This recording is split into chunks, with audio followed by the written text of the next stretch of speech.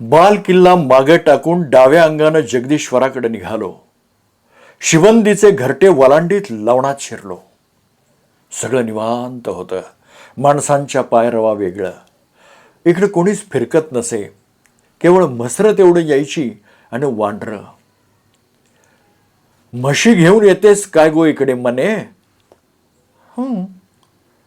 एकटं यायला भ्याव नाही वाटत तुला? कशाचं भ्याव? नव्हे पण एकुटवाणी. एकुटवाणी कशानी? मग कोण असतं बरोबर तुझ्या? सहजपणे ती बोलून गेली. असतो ना गड पुरुष. मी आश्चर्यानं विचारलं, गड पुरुष? कुठं आहे तो? सगलीकडे. गड पुरुष होता. जितका खरा गगनीचा सूर्य तितका खरा गड पुरुष.